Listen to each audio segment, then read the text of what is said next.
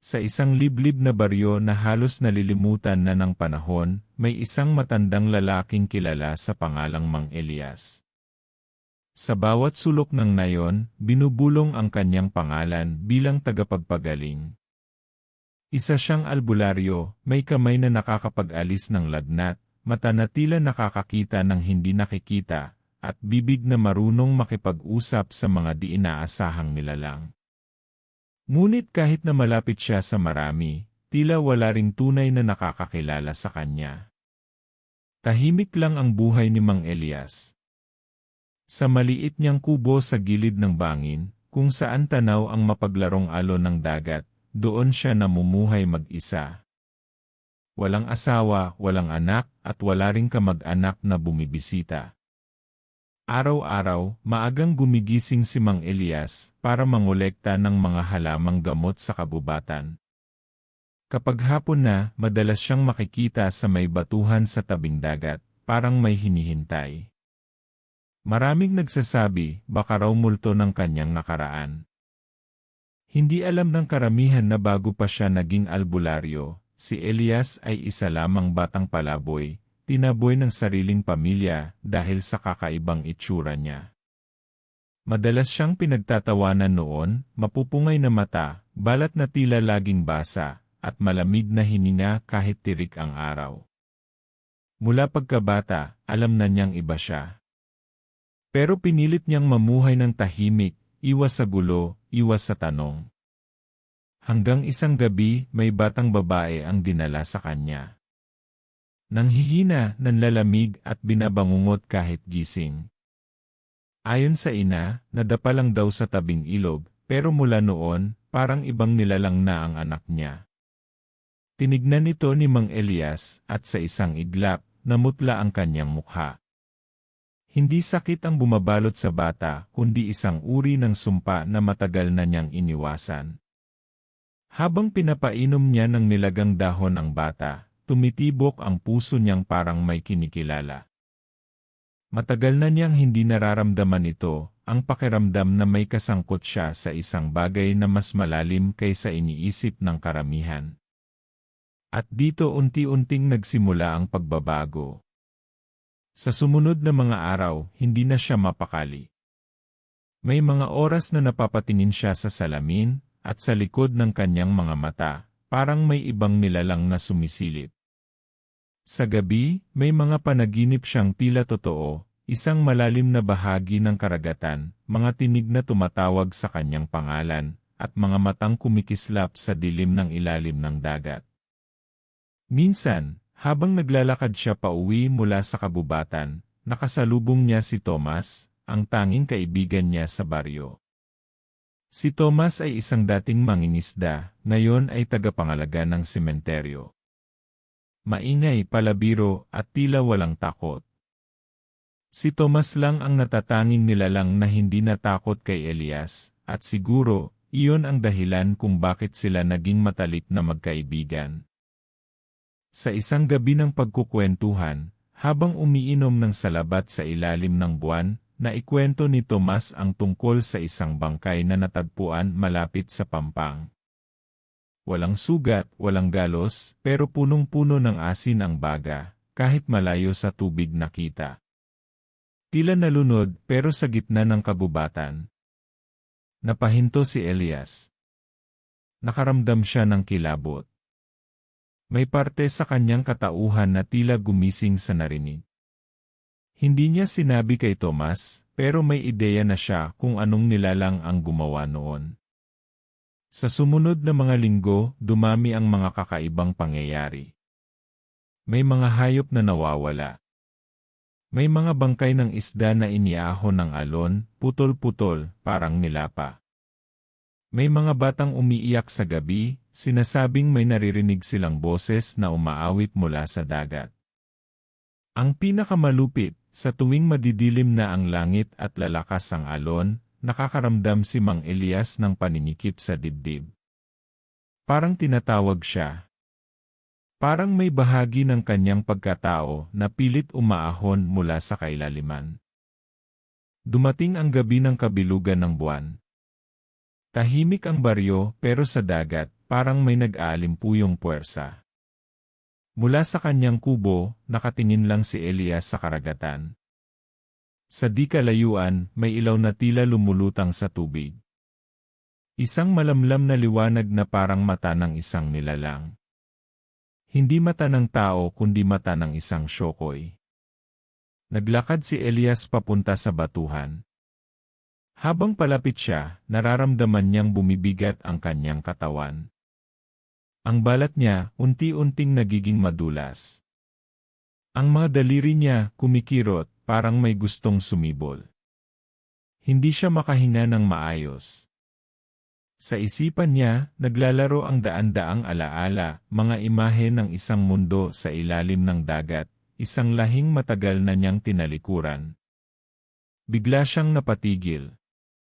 Sa likod ng isang malaking bato, may naririnig siyang humihikbi. Isang batang babae, nakasuot ng puting duster, basang-basa at nanginginig. Ang mga mata nito'y tila nawalan na ng pag-asa. Lumapit siya. Anak, anong ginagawa mo rito? Mahina ang tanong niya, pero ang tinig niya'y tila bumababa sa kailaliman. Ngunit bago pa man siya makalapit ng husto, may isang anino ang mabilis na sumulpot mula sa dagat. Isang nilalang na hindi niya inaasahang makikita pa niya. Matangkad, balot ng kaliskis, may mga matang kumikislap sa dilim, at mga kuko na kayang punitin ang laman. Hindi ito tao, pero hindi rin hayop. Isa itong nilalang na kahawig niya isang kapatid sa lahi isang syokoy. Ngunit hindi ito nagpakita para makipag-ayos. Sa isang iglap, hinawakan nito ang bata, at bago pa man makalapit si Elias, tumalon ito pabalik sa dagat, kasama ang batang babae. Napaatras si Elias, nanginginig, hindi sa takot kundi sa pagkabigla. Hindi pa siya handa. Akala niya matagal na niyang tinalikuran ang mundong iyon. Akala niya kaya na niyang mamuhay bilang tao. Ngunit ang dagat ay may sariling paraan ng paniningil. At ngayon panahon na para harapin ni Mang Elias ang katotohanan ng kanyang pagkatao. Sa kanyang mga kamay, unti-unting lumilitaw ang mga palikpik. Sa kanyang mga mata, ang tubig ay hindi na isang hadlang, ito na ngayon ang kanyang tahanan.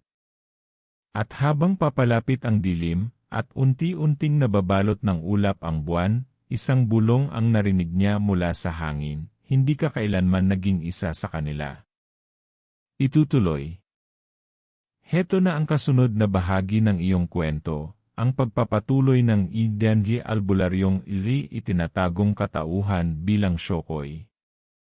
Umabot ito sa humigit kumulang isa-isa-isa 0 salita, gaya ng hiniling mo. Mula sa gabing iyon, hindi na muling nanahimik si Mang Elias. Sa tuwing isinasara niya ang kanyang mga mata, muling bumabalik ang imahe ng batang kinuha ng nilalang mula sa dagat. Naririnig pa rin niya ang iyak nito, ang malamig na haplos ng hangin, at higit sa lahat, ang tinig na bumulong sa kanyang isipan. Hindi ka kailanman naging isa sa kanila. Buong gabi siyang hindi nakatulog. Sa gitna ng dilim ng kanyang kubo, naupo siya sa harap ng lumang kahon na matagal nang nakatago sa ilalim ng papag. Marupok na ang kahoy, tinutubuan na ng amag, at halos burado na ang mga lumang ukit sa ibabaw nito, ukit ng mga alon at bituin. Dahan-dahan niyang binuksan ang kahon. Sa loob, isang bagay lamang ang laman, isang maliit na kabibe, kasing puti ng buwan, na may asul na liwanag sa loob. Isang mutya. Isang bagay na tagapag-ingat ng isang lihim ng isang lahing tago sa ilalim ng dagat. Ito ang tanging iniwan sa kanya ng kanyang ina, isang nilalang na kalahating tao, kalahating syokoy, na matagal nang nawawala. Si Elias ay bunga ng isang bawal na pagsasama, ang kanyang ama, isang albularyong tao, at ang kanyang ina, isang prinsesang syokoy mula sa kailaliman. Ayon sa kwento ng kanyang ama, sa gabing isinilang si Elias, nagdilim ang langit at umalon ang dagat ng parang baliw.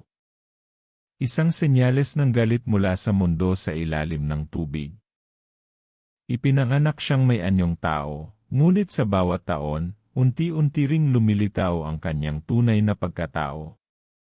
Nang tuluyan siyang iwan ng kanyang mga magulang, ang isa dahil sa takot, ang isa dahil sa tungkulin, iniwan siya sa pangangalaga ng isang matandang albularyo.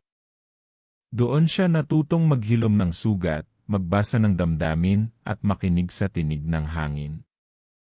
Ngunit kahit ang albularyong iyon, sa huli tinalikuran din siya. At mula noon, pinili niyang mag-isa. Pero ngayon, habang hinahawakan niya ang mutya, tila may bumabangon na alaala, mga aninong hindi niya lubos matandaan, mga tinig na noon papalay sinusubukang magsalita sa kanyang isipan. Kinaumagahan, pinuntahan siya ni Tomas. Halatang balisa ito, dala ang isang lumang papel at maputlang mukha. Ano na naman to, Tomas? Tanong ni Elias, pilit na pinapawi ang kaba. Inilibing ko na yung bangkay kagabi pero Elias, hindi na ito normal, bulong ni Tomas. Ipinatawag ako ng isang matandang babae mula sa kabilang baryo. May mga bata raw na nawawala.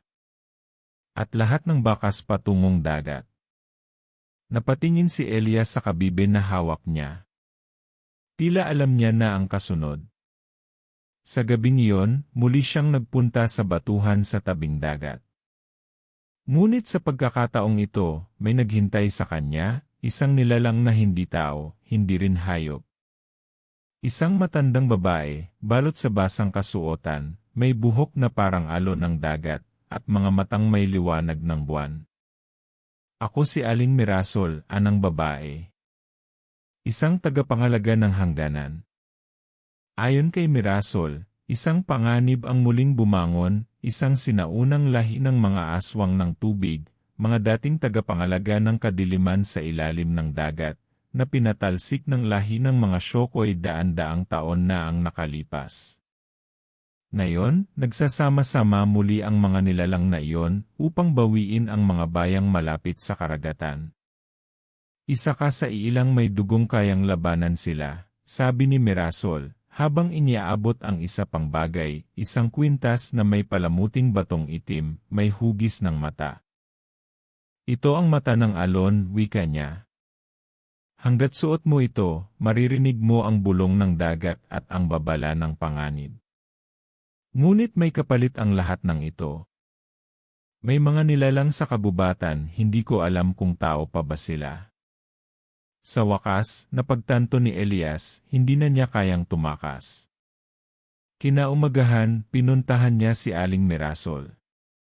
Sa isang ritual sa gilid ng dagat, binasbasan siya ng tubig na nagmula pa sa pinakailalim ng karagatan.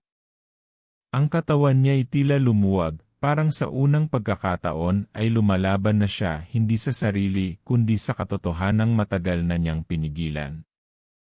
Ngunit ang pagsasanay ay hindi madali.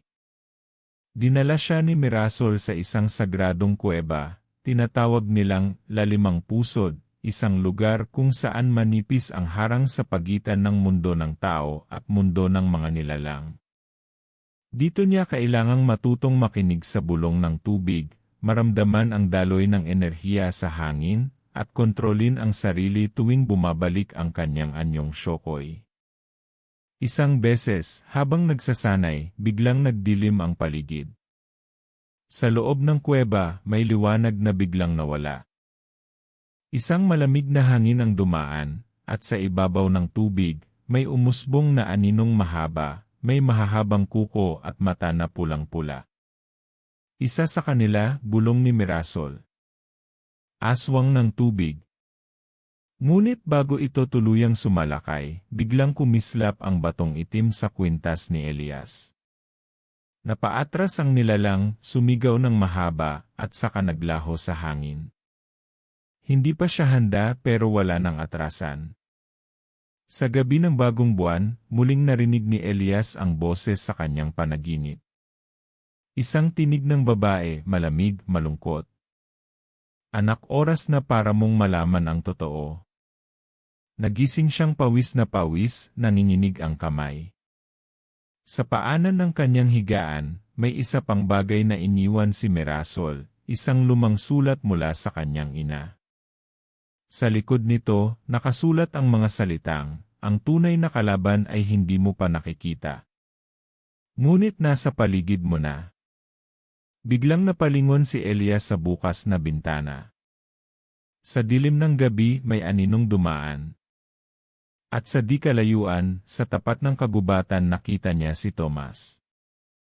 Pero hindi na ito ang Tomas na kilala niya. Ang mga mata nito'y pula. Ang katawan nito'y nangingitim. At sa gilid ng labi nito, may tumutulong itim na likido, parang dugo ng kadiliman. Kaibigan mo pa rin ba siya? Tanong ng isang tinig sa kanyang isipan. O bahagi na siya ng mga nilalang na dapat mong labanan? Itutuloy. Muli nagbabadya ang katahimikan. Pero hindi na ito ang simpleng katahimikang dati kasama sa gabi, ngayong gabi, ang hangin ay may dalang bigat. Ang liwanag ng buwan ay natatakpan ng ulap, at ang bawat anino ay tila may buhay. Nakaupo si Elias sa gilid ng kanyang papag, hawak-hawak pa rin ang sulat mula sa kanyang ina. Paulit-ulit niyang binabasa ang mga salitang nakasulat sa likod. Ang tunay na kalaban ay hindi mo pa nakikita. Ngunit nasa paligid mo na. Hindi niya alam kung bakit nanginginig ang kanyang kamay. Pagod siya, pero mas higit pa sa pagod, may kung anong bumabalot sa dibdib niya. Takot. Pagdududa. At ang pinakamasakit sa lahat pagkabigo. Hindi niya agad maipaliwanag ang nararamdaman niya kay Tomas. Kaibigan niya ito. Isang taong tumanggap sa kanya kahit may bahid siya ng hiwaga. Isa sa ilang hindi siya tinuring na kakaiba. Kaya nang makita niya ito kagabi na may mata ng dilim, katawan ng isang bagay na hindi naganap na tao, parang may tinanggal sa kanya. Bakit si Tomas, bulong niya sa sarili? Bakit ang tanging taong pinagkatiwalaan ko, siya pa ang magiging bahagi ng kadiliman? Pero may isang parte sa puso niya na nag-aalinlangan pa rin. Paano kung hindi si Tomas ang may sala? Paano kung isa lamang itong paraan ng mga nilalang sa dilim para sirain siya mula sa loob? Naalala niya ang tinig ng kanyang ina sa panaginip. Malamig, malungkot. Puno ng lungkot na tila bumabalot sa taon ng pananahimik. Oras na para mong malaman ang totoo. Ang totoo. Isang salita na simple pero mas mabigat pa sa anumang orasyon o sumpa. At bigla niyang naalala ang araw na huli niyang nakita ang kanyang ina. Bata pa siya noon. 7 taong gulang. Isang gabi ng malakas na bagyo. Nagtago siya sa ilalim ng mesa habang ang kanyang ama at ina ay nagtatalo. Hindi niya maintindihan ang lahat ng sinasabi nila, pero may isang bahagi ng usapan na hindi niya makalimutan, hindi siya pwedeng manatili dito. Kung malaman nilang anak natin siya, papatayin nila tayo.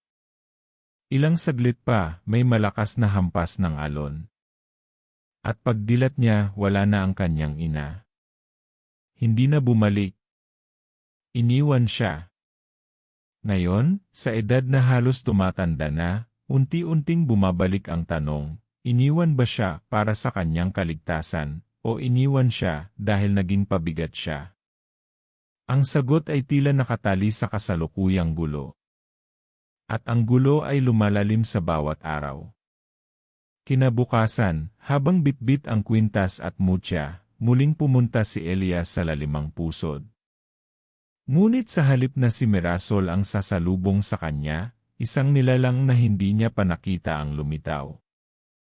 Isang matangkad na lalaki, kulay pilak ang balat, may mga palikpik sa braso, at mga matang tulad ng kanya, mapupungay, parang dagat sa gabi. Matagal ka naming hinintay, wika nito. Ako si Kalinaw, ang tagapag-ingat ng balanse sa pagitan ng ating lahi at ng lupaing ito. Isinama siya ni Kalinaw sa isang lihim na daanan sa ilalim ng kuweba. Dito niya unang nakita ang mga matandang Shokoy, mga sinaunang tagapangalaga ng mutya, mga nilalang na hindi na umaahon sa ibabaw ng lupa. Sa gitna ng silid, may altar na may 3 mutya, kulay bughaw, berde, at pula. Nagniningning ito kahit walang ilaw. 4 ang mutya ng karagatan, paliwanag ni Kalinaw. Ang huli nasa iyo. Kinuha ni Elias ang kabibing iniwan sa kanya ng ina. Nang inilapit ito sa altar, nagsimulang kumislap ang lahat ng mutya. Umalinggaw sa buong kuweba ang tunog ng dumadaluyong na alon. Ang huling tagapagmana, wika ng isang matandang Shokoy. Ikaw ang huling ugnay sa mundo ng tao at ng dagat. Sa iyo nakasalalay ang balanse. Pero hindi siya makasagot. Ang bigat ng lahat. Ang takot. Ang sakit ng pagkabigo sa ina. Ang posibilidad ng pagkakanulo ni Tomas. Ang sariling anyo na unti-unting nagbabago sa tuwing napapalapit sa dagat. Paano kung hindi ko kaya, bulong niya. Hindi ito tungkol sa kaya mo, sagot ni Kalinaw. Ito ay tungkol sa kung handa kang tanggapin ang totoo. Sa gabing iyon, hindi siya umuwi. Doon siya natulog sa kuweba. Ngunit sa kanyang panaginip, may isa pang nilalang ang bumisita. Isang babae, balot sa kadiliman, may mga matang kulay dugo, at boses na malamig tulad ng bangkay sa ilalim ng tubig. Masarap ang pangarap mo, wika ng nilalang. Ngunit hindi mo sila maliligtas. Sa huli, ikaw ay isa sa amin. Nagising siyang humihingal. Pawis na pawis. At sa tabi ng higaan sa loob ng kuweba, may iniwang bagay, isang piraso ng balat ng tao.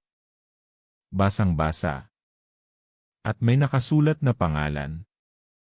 Tomas. Tumakbo siya palabas ng kuweba, walang pakialam kahit gabi. Hinanap niya si Tomas sa sementeryo kung saan ito madalas nagbabantay. Ngunit pagdating niya roon, madilim. Walang tao. Ngunit may bakas, mga yapak na may halong putik at dugo. Sa likod ng isang lumang nitso, may marahang ungol. Tomas, mahina niyang tawag. Isang kamay ang lumitaw, maputla, nanginginig. Si Tomas. Buhay pero sugatan. Namumugto ang mga mata. Elias, bulong nito. Hindi ko alam kung anong nangyayari, lumapit siya at tinulungan itong bumangon. Sa noo nito, may bakas ng sugat, tila kagat. At sa braso, may marka isang hugis bituin na baligtad, ang tatak ng mga aswang ng tubig. May bumulong sa akin, sabi ni Tomas. Sabi nila, kung papayag ako ililigtas nila ang pamilya ko. Pero hindi ko alam anong isinusuko ko. Sa likod ng lungkot sa mata ni Tomas, nakita niya ang pagkapit sa pag-asa. At doon, muling bumigat ang puso ni Elias. Hindi lang siya ang biktima ng kadiliman, marami pang katulad niya. Ginagamit ang kahinaan, ang takot, ang pangangailangan. At iyon ang pinakadelikado, ang mga kalabang hindi hayag, kundi unti-unting bumabalot sa puso ng tao. Bago pa man niya matanong pa si Tomas, may narinig silang tunog, isang malalim na pag-ungol, hindi ng tao. Mula sa gilid ng sementeryo, may gumagapang na anino, mabilis, mabigat, at may kasamang amoy ng bulok na isda. Magsitago ka, utos ni Elias, habang hinuhugot mula sa kanyang bulsa ang mutya. Sa unang pagkakataon, pinakawalan niya ang enerhiya nito. Kumislap ito ng bughaw, at ang kanyang mga kamay ay tila nabalot ng tubig na buhay. Ang nilalang ay sumulpot, may 3 ulo, balat na parang bato, at hiningang lason. Isang sundalong aswang ng tubig. Hindi ito ang huling laban. Pero ito ang simula ng giyera. Itutuloy. Sa sumunod na mga araw, naging mas madilim ang paligid ng bayang dati tahimik. Hindi lang gabi ang binabalot ng takot, pati araw ay tila nawawalan na ng liwanag. Ang mga ibon ay bihira ng kumanta, at ang hangin ay may amoy na malansa, parang bulok na isda na matagal nang hindi inililibing. Sa bawat sulok ng kagubatan, may mga aninong dumaraan na hindi kilala, hindi hinahanap, pero nararamdaman. Si Elias, sa kabila ng pagod at takot, ay pilit na naghahanda. Sa tulong ni Tomas, kahit sugatan pa, pinagtibay nila ang mga lumang orasyon na iniwan ng albularyong tumayong ama sa kanya noon. Mga halaman, asin, langis, lahat ng alam nilang panlaban ay kanilang pinaghahandaan. Ngunit kahit anong gawin nila, may isang bagay na hindi nila matakasan, ang bumibigat na pakiramdam na kulang pa rin sila. Tuwing gabi, sa kanilang silid na nasa ilalim ng lupa malapit sa lalimang pusod, pinipilit ni Elias na sanayin ang sarili sa paggamit ng mutya. Iba na ang nararamdaman niya ngayon, parang may humihila sa kanya palalim, hindi lamang sa tubig kundi sa mismong kasaysayan ng kanyang dugo. Habang hawak niya ang kabibe, naririnig niya ang tinig ng kanyang ina, hindi na tulad ng panaginip, kundi mas malinaw, mas totoo. Anak, kung alam mo lang ang sakripisyo ko, ngunit lagi itong napuputol. At tuwing sinusubukan niyang tawagin ito muli, bigla siyang binabalot ng sakit sa dibdib, tila isang memoryang ayaw pang bumangon. Minsan, habang natutulog si Tomas, hindi mapigilan ni Elias na titigan ito. Ang dating masayahin at matapang na kaibigan, ngayoy tila laging pagod, laging balisa. May mga gabi pa na nagsasalita ito, habang natutulog, sinasabi ang mga pangalang hindi nila kilala, umiiyak habang humihingi ng tawad. Sa isang gabing madilim, habang iniikot ni Elias ang hangganan ng kanilang kanlungan, nakaramdam siya ng kakaibang lamig. Parang may matang nanonood sa kanya mula sa itaas ng puno. Agad siyang nagbaba ng kamay sa mutya, at doon niya nakita, isang anyo ng babae, nakalutang sa hangin, duguan ang mata, at tila may itim na usok na lumalabas sa bibig nito. Hindi ito sumigaw, hindi rin lumapit. Ngunit sa isang kisap mata, narinig ni Elias ang isang matinis na bulong, hindi mo sila maliligtas. Isa ka sa amin. Tumakbo siya pabalik sa silong. Nanginginig ang katawan, pawisan ang noo. Ngunit hindi niya sinabi kay Tomas ang nakita niya. Ayaw niyang dagdagan pa ang bigat na pasan nito. Kahit may bahagi ng isipan niya na nagtatanong pa rin, hanggang kailan niya pagkakatiwalaan ang isang taong minsan nang napasok ng kadiliman. Sa sumunod na araw, tinawag sila ni Kalinaw. Ang mga mutya sa altar ay kumikislap ng hindi sabay-sabay. Ayon kay Kalinaw, isa itong babala, ang apat na direksyon ng karagatan ay unti-unti nang sinasakop ng mga nilalang ng dilim. Ang mga tagapangalaga ng hilaga at kanluran ay hindi na makontak. At sa silangan, isang buong lahi ng mga sirena ang nawala ng walang bakas. Malapit na silang sumalakay, mariin sabi ni Kalinaw. Hindi na ito laban sa isang lugar. Isa na itong digmaan ng dalawang mundo. Nang gabing iyon, muling binisita si Elias ng kanyang panaginip. Ngunit hindi ito tungkol sa kanyang ina. Sa pagkakataong ito, nasa gitna siya ng isang lugar na pamilyar, ang lumang kubo ng kanyang pagkabata. Ngunit wasak na ito.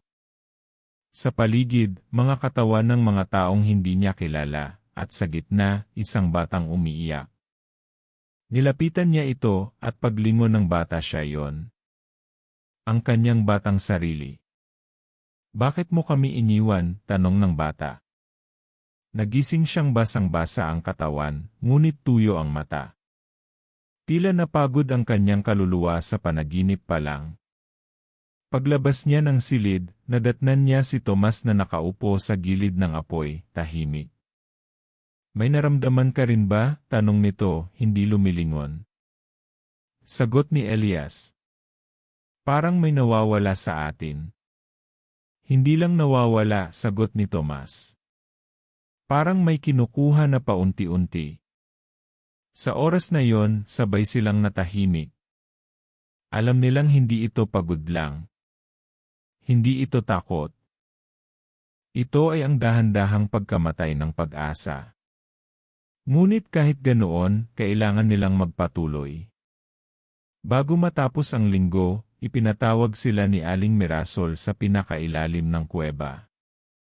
Doon niya ipinakita ang isang bagay na hindi pa nila nakita, isang baluti na gawa sa pinagsamang balat ng pusod dagat at bakal na pinanday gamit ang apoy ng kidlat. Ito ay isinusuot lamang ng tagapamagitan ng dagat at lupa, sabi ni Mirasol. Ngunit minsan lang itong nabubuhay kapag ang tunay na tagapangalaga ay handa na. Habang isinusuot ito ni Elias, parang may lumalaban sa kanya. Masakit, parang tinutusok ng malamig na karayom ang balat niya. Ngunit sa bawat hinga, ramdam niya ang bigat ng mga espiritu ng dagat na dumadaloy sa kanya. Muli siyang binalot ng tubig, ngunit sa pagkakataong ito, hindi siya nalunod. Sa halip, tila yumakap sa kanya ang dagat, tinatanggap siya bilang isa sa kanila. Samantala, sa ibabaw ng lupa, may kakaibang sigla ang kabubatan. Mula sa itim na balon sa silangan, may usok na umaakyat. Mga hayop ang bigla na lamang nagkakandamatay. At sa tabi ng ilog, isang batang nakita ng isang mangingisda, puno ng sugat, putol ang dila, at may nakasulat sa braso, ang araw ng anino ay paparating. Nang malaman ni Elias ito, lalo siyang kinabahan. Hindi pa sila handa. Hindi pa buo ang kanyang lakas. At higit sa lahat, hindi pa rin niya nabubura ang pagdududa sa sarili. Baka mali sila, sabi niya kay Tomas. Baka hindi ako ang tagapagligtas na inaakala nila. Ngunit si Tomas, sa kabila ng lahat, mumiti. Hindi ka kailangang maging perpekto para lumaban. Kailangan mo lang piliin kung kanino ka tatayo. Tumango si Elias. At sa unang pagkakataon, tinanggap niyang ang kanyang kwento ay hindi nagsimula sa pagiging bayani. Nagsimula ito sa pagiging iniwan. Pero ang mga iniwan, kapag tumindig, mas matibay. Habang palapit ang bagong buwan, nararamdaman na ng buong paligid ang pagdating ng unos. At sa bawat ihip ng hangin, may isang tanong na lumulutang, handa na ba siya? Pero bago pa niya masagot, may malakas na sigaw mula sa itaas ng kuweba. Elias! Si kalinaw duguan ng angatog at may pilat na malalim sa dibdib. Nagsimula na sila, bulong nito. Binuksan na nila ang pinto ng kadiliman. At sa di kalayuan, mula sa ulap na unti-unting bumubuka, may isang liwanag na kulay itim ang bumagsak sa lupa. Kasabay nito ang isang lindol, hindi galing sa ilalim ng lupa, kundi sa ilalim ng dagat. At sa ilalim ng kanyang balat naramdaman ni Elias na gumagalaw ang isang lumang takot. Itutuloy. Ang gabi ng pagbagsak ng itim na liwanag ay hindi basta-basta lumipas. Mula sa bunganga ng karagatan, umalingaw-ngaw ang tila iyak ng sanggol, pero may kalakip na puot, tila galing sa nilalang na matagal nang nakakulong sa kailaliman. Nagulat si Elias sa lakas ng panginginig ng lupa, at sa liwanag na bumalot sa ulap, tila sinusunog ang mga bituin. Tumakbo siya papunta sa pinakaitaas ng kuweba, kasama si Tomas at ang duguang si Kalinaw. Doon, sa gilid ng bangin, nakita nila ang isang bagay na hindi nila inasahan. Isang barko, lumulutang sa ere, itim ang layag, at sa bawat hampas ng hangin, may dumadalang kaluskos ng mga panaghoy. Hindi ito ordinaryong sasakyang pandagat. Ito ay gawa sa mga butong malalaki, tila sa mga hayop ng dagat, ngunit may hugis na parang sa tao. Mula sa ilalim nito, bumubulusok pababa ang kadiliman, na parang ulap ng mga aninong nabubuhay. Hindi ito bahagi ng ating inaasahan, sabi ni Kalinaw habang pinupunasan ang sugat. Ang barkong iyon ay mula sa lilim na dagat, isang lugar sa pagitan ng buhay at kamatayan. Isang puok na matagal nang isinara ng mga tagapangalaga. Kung nandito na sila may nagtaksil sa batas ng mga mundo. Napatingin si Elias kay Tomas. Hindi niya sinabing may alinlangan siya, pero naroon pa rin ang bigat sa dibdib. Hindi dahil naniniwala siyang si Tomas ang may sala, kundi dahil alam niyang may mas malalim pa sa pinapakita nito.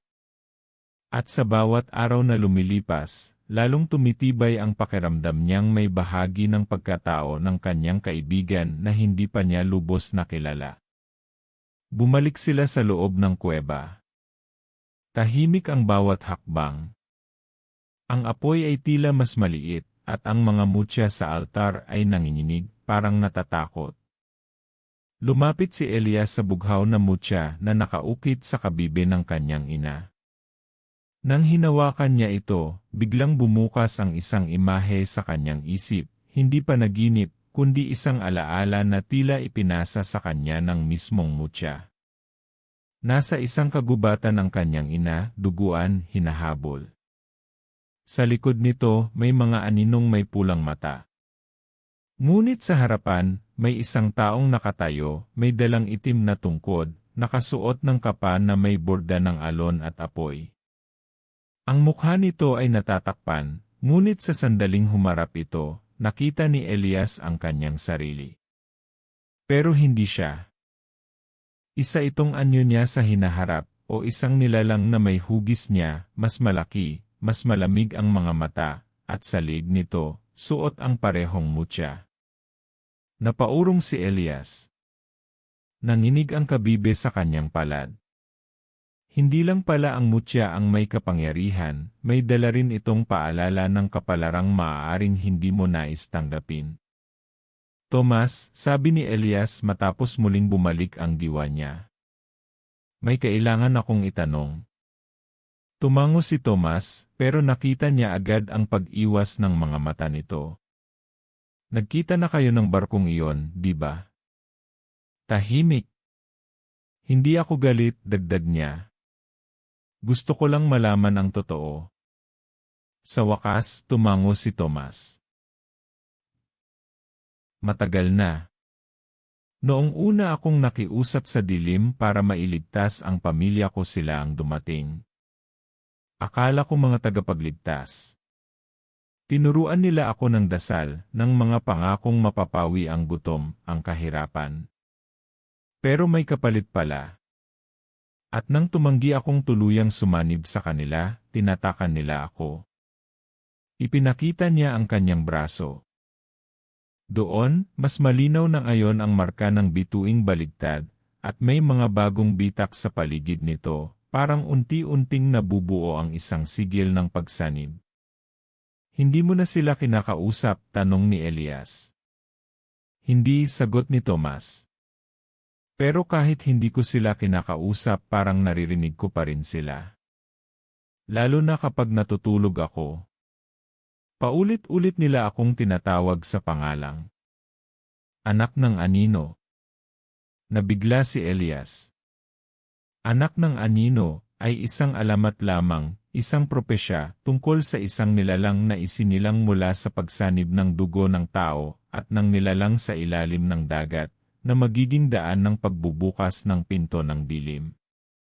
Sa simula, inakala niyang siya ang tinutukoy ng alamat, lalo na't siya ay kalahating Shokoy. Pero ngayon, may ibang posibilidad. Bumalik siya sa altar at muling hinawakan ang mutya. Pumikit siya, at sa loob ng kanyang isipan, may tinig na bumulong, hindi ikaw ang anak ng anino. Ikaw ang tagabantay ng liwanag. Napadilat siya, hingal, ngunit may linaw na sa isipan. Ang kanyang papel ay hindi ang iligtas ang mundo sa pamamagitan ng pagiging bayani, kundi pagsarhan ang pinto bago pa ito tuluyang bumukas. At ang susi ay si Tomas. Tayo ang magpapasya kung kanino tayo sasama, sabi ni Elias. At kung hindi mo kaya silang labanan mag-isa, sasamahan kita.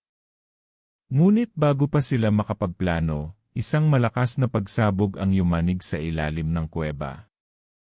Tumakbo sila papunta sa lagusan, at doon nila nakita, nawasak na ang isang bahagi ng altar, at isa sa mga mutya ay nawawala.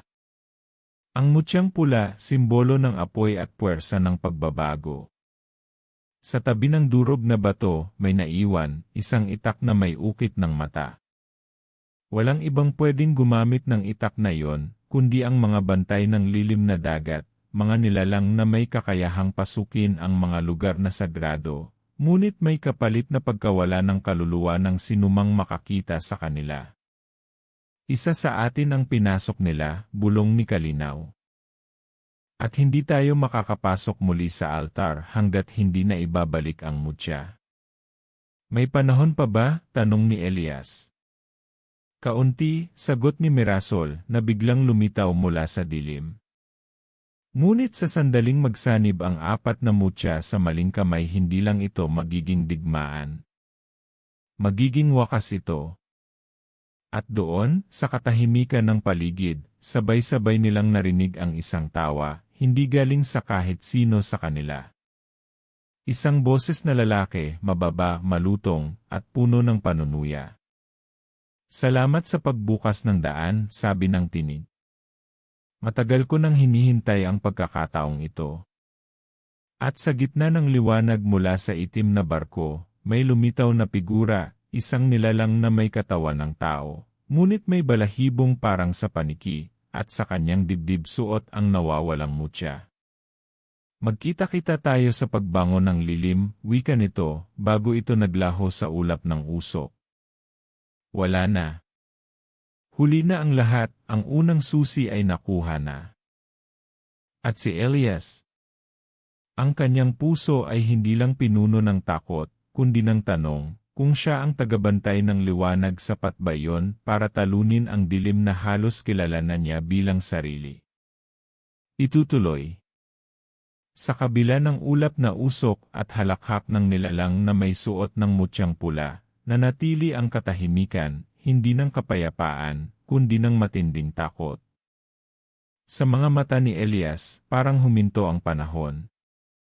Ang kanyang puso ay binayo ng kaba, ng galit, at ng tanong kung sapat pa ba ang natitirang oras upang itama ang pagkakamali. Wala na tayong oras para magduda, sabi ni Kalinaw. Dapat na tayong kumilos. Ngayon na. Tumango si Elias, pero ramdam niyang mabigat pa rin ang kanyang dibdib. Sa isang gilid, si Tomas ay nakaupo, tahimik, nakatitig sa kanyang mga palad na may marka ng dilim. Tila nabalot na ng pagsisisi ang kanyang puso, at ang mga mata nito'y puno ng tanong, kung kaya pa ba niyang bumawi, kung may saysay pa bang lumaban, kung siya rin ang dahilan ng pagbagsak ng una sa apat na mutya. Lumapit si Elias at tinapik ang balikat ni Tomas. Alam kong hindi mo sinadya. Pero hindi na ito tungkol sa nakaraan. Tayo ang natitirang pag-asa, kahit gaano pa kabigat ang pagkakamali mo noon. Napatingin si Tomas sa kanya, at sa unang pagkakataon, muling lumiwanag ang paningin nito, hindi ng liwanag ng kaligtasan, kundi ng muling pag-asa. Tumindig ito at sabay silang lumapit sa gitna ng altar kung saan naghihintay si Mirasol, si Kalinaw, at ang mga mutyang natitira. Ilang oras na lang, sabi ni Mirasol. Kapag nagsanib ang apat na mutya sa ilalim ng buwan ng dilim, magbubukas ang pinto ng lilim na dagat. At kung iyon ay mabubuksan, wala nang makakabuo sa balanse ng dalawang mundo. Napatitig si Elias sa mutyang bughaw sa kanyang palad, at sa mutyang luntian na hawak ni Kalinaw. Wala na ang pula. Nawawala rin ang gintong mutya, ang huling piraso na kayang pigilan ang buong propesya. Ngunit may natatandaan siya. Ang kanyang panaginip, ang itim na barko, ang kanyang anyo sa hinaharap, at ang kabibing suot niya bilang kwintas. May paraan pa, bulong niya. Kung ako nga ang tagabantay ng liwanag baka kaya kong ipatawag ang lakas ng mutya, kahit nasa maling kamay ito. Napalingon si Kalinaw. Mapanganib yan, Elias. Maaaring kunin ng mutya ang buong lakas mo, ang katawan mo, ang kaluluwa mo. Kung hindi ka sapat na matatag, ikaw mismo ang magiging daan ng kadiliman. Mas mapanganib kung wala tayong gawin, sagot ni Elias. At sa unang pagkakataon, muling umindak ang hangin sa paligid ng altar. Tumindig si Elias, tinataas ang mutya, at nagsimulang bigkasin ang sinaunang dasal na natutunan niya mula sa panaginip, wika ng mga tagapangalaga, wika ng dagat at liwanag. Pumula ang bughaw na mutya. Pumintig ito sa kanyang palad. At mula sa kanyang likuran, umangat ang liwanag, isang silweta ng kanyang ina, may maamong mukha, ngunit may titig na puno ng tapang. Hinawakan siya nito sa balikat at binigkas ang mga salitang nagbigay lakas sa kanyang kalooban. Hindi ikaw ang itinakdang sumira. Ikaw ang pipili kong magliligtas. Sa parehong sandali, yumanig ang buong kuweba. Muling dumating ang itim na barko, ngunit ngayon ay hindi lang ito lumulutang, bumababa ito, humahawak sa lupa ng altar. Mula rito ay lumabas ang nilalang na unang lumitaw, ngunit ngayon ay hindi na ito nag-iisa. Sa kanyang likuran ay may humigit kumulang 20 anino, bawat isa'y may suot ng piraso ng kalasag, at sa matay may naglalagablab na pula. Mga nilalang mula sa lilim, mga dating tao na inalipin ng kadiliman.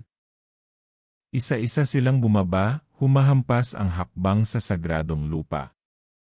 Ngunit ang pinakamasakit para kay Elias ay ang makita kung sino ang nasa gitna nila, ang kanyang ama.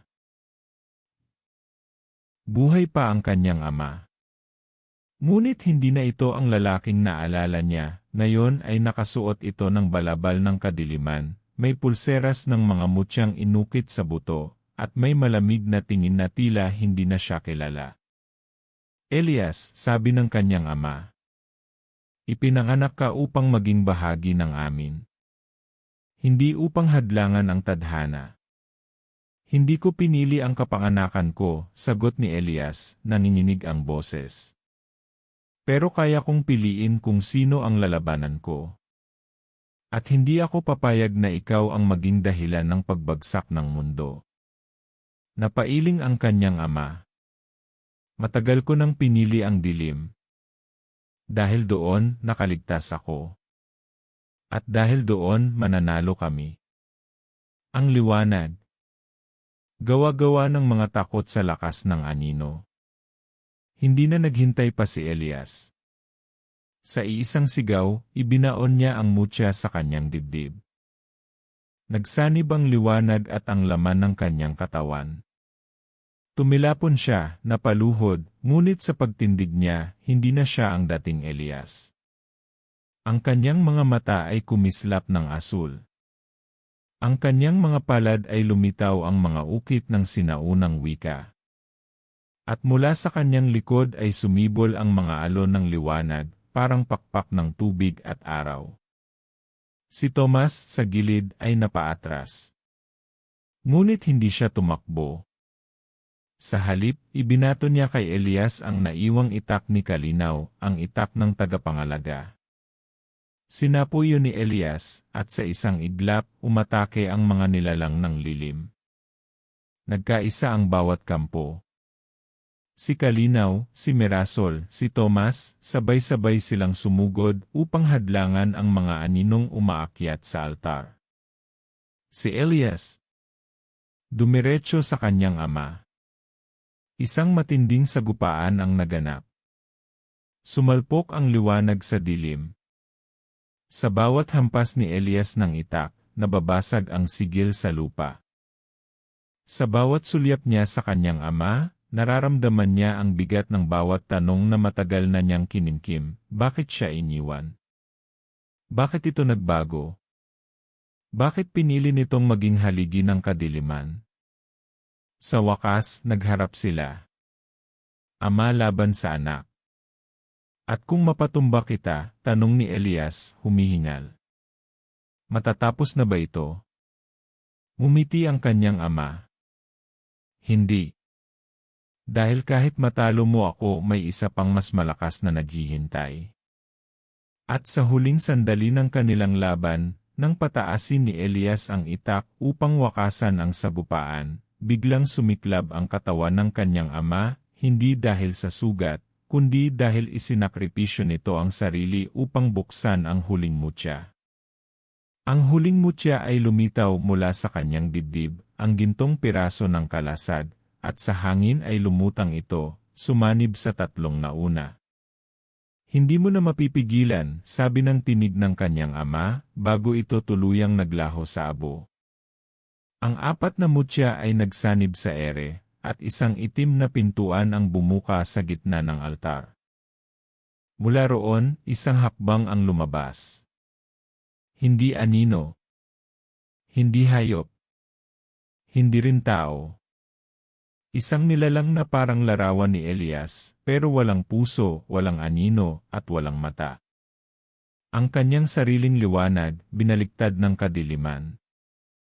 At sa kanyang isipan, iisang tinig ang narinig niya, ikaw ang tagabantay ng liwanag. Ngunit ako ang anyo ng liwanag kapag ito ay winasak. Mabagal ang pag-ikot ng oras sa altar nang humarap si Elias sa nilalang na kawangis niya, ang aninong nilikha mula sa liwanag na nawasak, tinubuan ng dilim, at pinanday sa galit at pag-iwan. Wala itong mata, ngunit ramdam ni Elias na tinititigan siya. Parang salamin pero hindi totoong refleksyon. Isa itong paalala na sa bawat liwanag, may kakambal na aninong pwedeng tumubo kapag napabayaan. Huminga siya ng malalim. Wala na siyang mutya sa katawan. Wala na ang mga kapangyarihang bumabalot sa kanya. Tanging sarili na lang niya ang natitira, at ang mga sugat na nakuha niya sa laban. Sa paligid, nakahandusay ang ilang nilalang ng lilim, habang sina Kalinaw, Tomas, at Mirasol ay hirap na ring tumayo. Wala na rin silang laban, wala ng lakas. Si Elias na lang ang natitira. Pero ngayon, hindi na siya nag-iisa.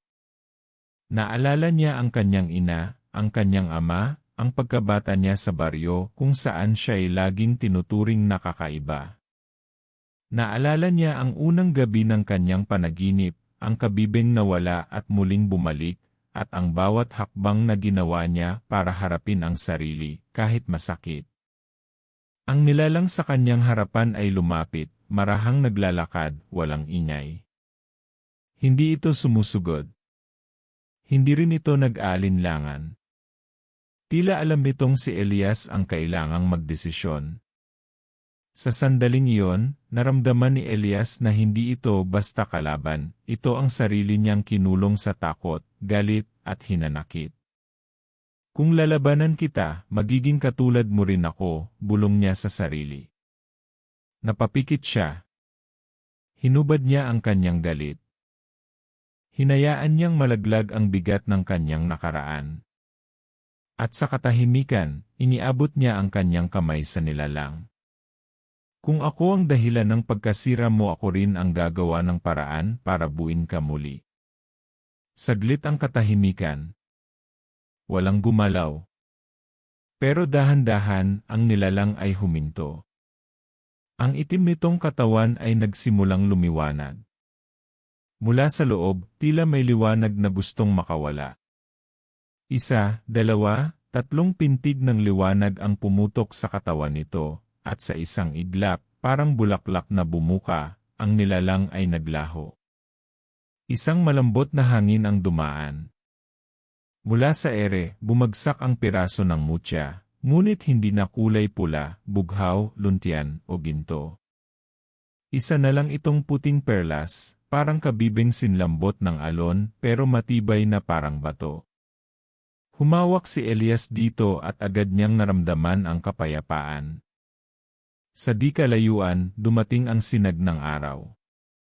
Pumasok sa kuweba ang liwanag na matagal na nilang hinintay. Parang sagot sa lahat ng dasal at sakripisyo. Ang mga nilalang ng lilim ay naglaho, at ang altar ay muling naging tahimik. Si Kalinaw ay lumapit, hawak ang sugatang balikat ni Tomas. Si Mirasol ay napaupo, umiiyak. Hindi dahil sa lungkot, kundi dahil sa wakas, tapos na ang pangarap na paulit-ulit niyang kinatatakutan. Lumuhod si Elias.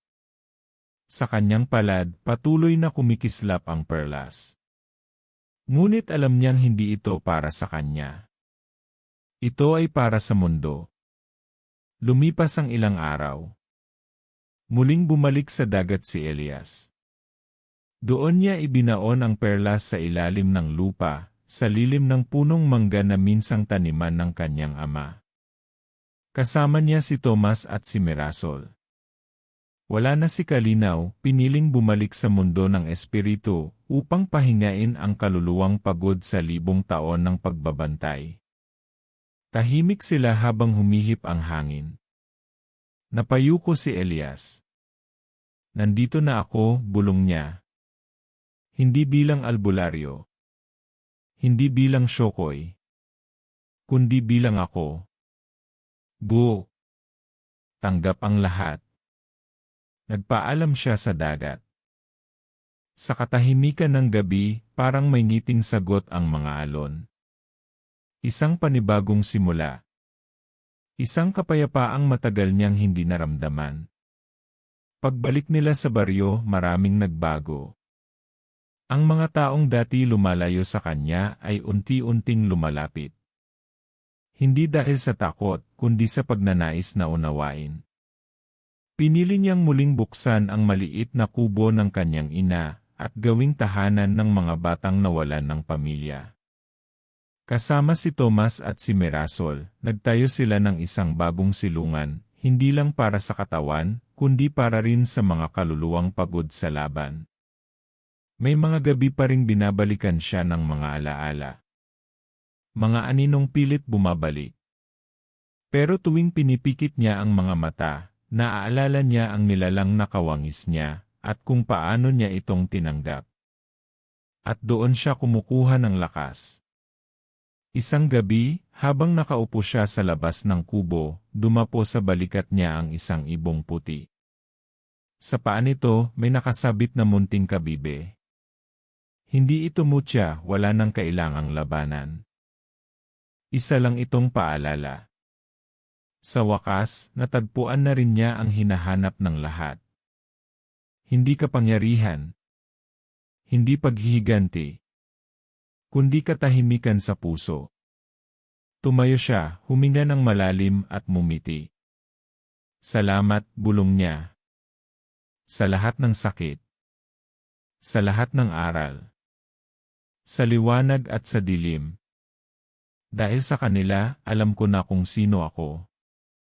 At sa liwanag ng buwan, habang kumikislap ang kabibe sa kanyang palad, unti-unti siyang naglakad palayo, hindi para tumakas, kundi para yakapin ang bagong simula.